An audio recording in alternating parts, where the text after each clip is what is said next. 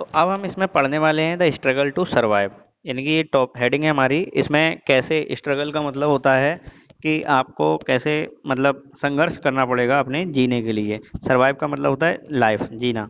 The people of France rose from about 23 million in 1715 to 28 million in 1789, यानी कि France में लोगों की जनसंख्या बढ़ रही थी। This lead to a rapid increase in the demands for food grains, जिसके कारण लोगों के अंदर क्या मतलब फ्रांस में लोगों के द्वारा खाने की मतलब चीज़ों की डिमांड बढ़ने लगी।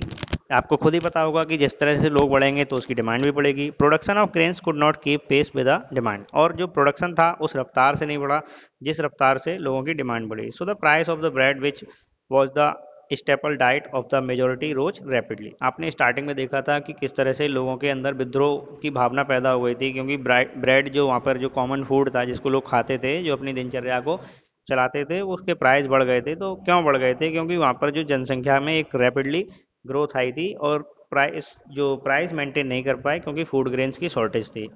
Most workers were employed as labour in the workshop whose owner fixed their wages, और कुछ यहाँ पर मतलब जो ज़्यादातर लोग थे वो वर्कर थे, काम करने वाले लोग थे, कहीं काम करते थे, उनके प्राइस फिक्स थे, उनको नहीं बढ़ाया गया। तो जब प्राइस नहीं बढ़ाए जाएंगे, महंगाई बढ़ेगी, तो क्या होगा? आपस में लोगों को खाने के लिए समस्या होगी।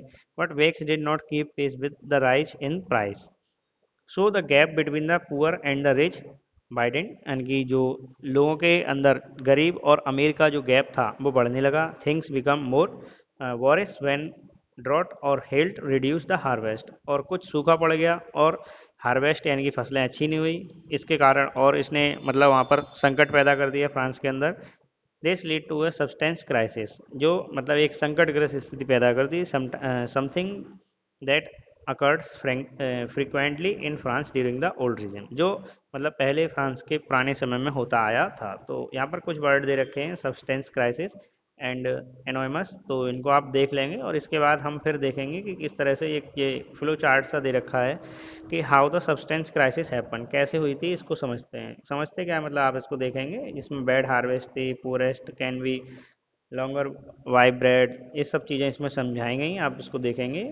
और आगे जो इसमें एक पॉइंट दे रखा है उसको हम पढ़ते हैं। एक growing middle class envisioning an end to a privileges, मतलब एक बढ़ते हुए मिडिल क्लास ने किस तरह से विशेष अधिकार प्राप्त लोगों को उनके अधिकारों से हटा दिया, कैसे काम किया इन्हें। In the past peasants and worker had participated in revolt against increasing tax and food secure scarcity. मतलब इसमें ये बताया गया है कि पुराने पुराने मतलब पास्ट में आपने देखा था कि पेरिस शहर में लोग जमा हो गए थे, किस तरह से उन्होंने मतलब समस्याएं क्रिएट कर दी थी। मतलब समस्याएं क्या, वो उनकी समस्याएं थी जिसके हक के लिए वो लड़ने शुरू हुए थे। टैक्स बढ़ा दिया गया था, खाने की कमी हो गई थी। They have lack the means and programmes to carry a full scale measures and would brings about a change in the social economic order, और वो चाहते थे कि मतलब हमारे सामाजिक और आर्थिक जीवन में बदलाव होना चाहिए। This was felt to those groups within the third states who had become prosperous and had access the education and new ideas. ये सब किनके विचार थे? उन थर्ड स्टेट वाले लोगों के विचार थे जिन्होंने कुछ एजुकेशन और कुछ नए आइडियाज को गेन कर रखा था। The 18th century witness the emergence of the social group, 18वीं शताब्दी इस बात का मतलब इमरजेंस, 18वीं विटनेस, मतलब विटनेस का मतलब होता है गवाह है कि फ्रांस के अंदर किस तरह से उत्पत्ति हुई थी, यानी कि ग्रोथ हुई थी किसकी? सोशल ग्रुप्स की। सोशल ग्रुप्स यानी कि जो सामाजिक संगठन के लोग थे उनकी, क्योंकि मिडिल क्लास बढ़ रहे थे। The term the middle class, उसको नाम दिया गया था middle class, who earn their wealth through and expending overseas trades and from the manufacture of goods such as woollen and silk textile that were either exported or bought by the richer members of the society. मतलब ये था कि पहले लोग जो worker थे और उन्होंने कुछ काम किया, क्योंकि वहाँ पे टेक्सटाइल और इस तरह से मैन्युफैक्चरिंग की ग्रोथ होने लगी थी फ्रांस के अंदर थोड़ी थोड़ी। तो जो लोग थे जो पहले गरीब थे और उनके पास कुछ पैसा आ गया, तो पैसा आने के बाद थोड़ा लोग अपने डेवलपमेंट हो जाता है, विकास हो जाता है, जो बात आप इकोनॉमिक्स में पढ़ चुके हैं इस चीज़ को। तो वहाँ पे लोगों में विकास हो गया और वो चाहते थे कि हम ही क्यों टैक्स दें, बाकी लोग टैक्स नहीं देते हैं, इसलिए लोगों के अंदर ग्रुप बनने लगे, उनकी उस तरह के लोग इकट्ठे होने लगे फ्रांस के अंदर, मिडिल क्लास, जो उनकी संख्या ज़्यादा होने लगी। In addition to merchants and manufacturers the third states include professions such as the lawyers और एडमिनिस्ट्रेटिव ऑफिशियल्स, ये सब लोग भी थर्ड स्टेट में आने लगे। All of these were educated and believed that no group in the society would be privileged by the birth rather. मतलब वो चाहते थे कि किसी भी व्यक्ति को सामाजिक रूप से समाज के अंदर जन्म से विशेष अधिकार नहीं मिलने चाहिए। Rather a person social person must depend on their merits, और वो अपने ऊपर अधिकारों से ही डिपेंड होना चाहिए। These idea and missing a society based on freedom and equal loss and opportunities for all. मतलब वो चाहते थे कि सभी को समानता मिले और सभी को समान अधिकार मिले और सभी को समानता के साथ मौका मिले काम करने का। Were put forward by the philosopher such as the John Locke and Jean Jacobs. ये बात उन्होंने रखी थी। In his two treatise of governments Locke sought refute the doctrine of the divine and absolute right. उन्होंने मतलब इस तरह से डिमांड रखी ऑफ द मोनार्चियल सिस्टम।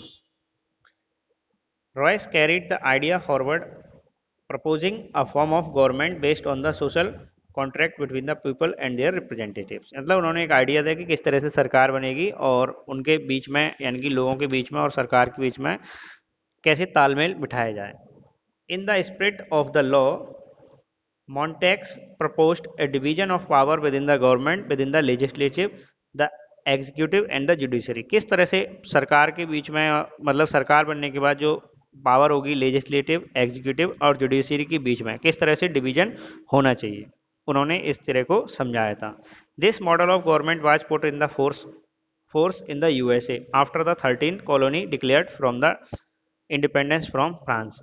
इस मॉडल को यूएसए में अप्लाई किया गया फ्रांस ने जब उनकी 13 कॉलोनी को ब्रिटेन से छुड़वा दिया था। इसके बाद था American constitution and it's guarantee the individual rights with an important example of political thinker in France. यानी कि फ्रांस के अंदर जो पॉलिटिकल थिंकर थे उस चीज को अमेरिकन कॉन्स्टिट्यूशन ने अपने यहाँ पर अडॉप्ट किया, दिखाने की कोशिश की।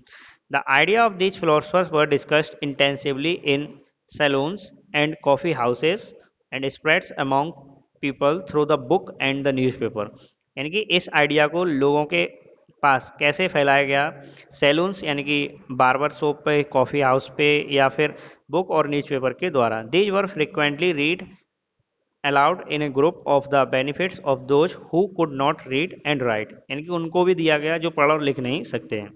The news that Louis 16 plan to impose further tax to be able to meet the expenses of the states granted anger and protest against the system of privileges। और एक अफवाह फैलाई गई कि लुइस मतलब 16 जो वहाँ के राजा थे वो फिर से टैक्स बढ़ाने जा रहे हैं, जो मतलब लोगों के ऊपर एक फिर से बोझ देने वाले हैं। मतलब इस इतना जो हमने पढ़ा उसमें हमने ये समझा कि एक मिडिल क्लास समाज फ्रांस के अंदर आया 18th सेंचुरी में। उसने क्या किया, उसने ये किया कि डिमांड रखी कुछ कि सभी को क्या मिलने चाहिए, इक्वल राइट्स मिलने चाहिए। क्या मिलने चाहिए, सभी को इक्वल राइट्स मिलने चाहिए, फ्रीडम होनी चाहिए, इक्वालिटी होनी चाहिए, अपॉर्चुनिटी होनी चाहिए सभी के लिए। ये डिमांड किसने की, फ्रांस के अंदर मिडिल क्लास लोगों ने। और कुछ दो मतलब वहाँ के जो दो फिलोसफर थे उनके नाम आपके सामने दे रखे हैं, ठीक है। उन्होंने अपने कुछ विचार पेश किए, ठीक है। विचार ये पेश किए कि जनता और सरकार के बीच में पावर का डिवीजन कैसे होगा, चीज़ें कैसे आसान की जाएंगी। इस चीज़ को कहाँ पे दिखाया गया, यूएसए के कॉन्स्टिट्यूशन में। जो फ्रांस के जो थिंकर थे, फिलोसफर थे, उस चीज़ को यूएसए के अंदर अडॉप्ट किया गया। और उसके बाद एक र्यूमर फैला दी गई कि लुइस 16 फिर से टैक्स बढ़ाने वाले हैं, और जिससे वहाँ की जनता थी फिर से वो परेशान हो गई और वो विद्रोह के मूड में आ गई। और उसके बाद फिर से हमारे सामने एक और टॉपिक देखने को मिलेगा, द आउटब्रेक ऑफ रेवोल्यूशन।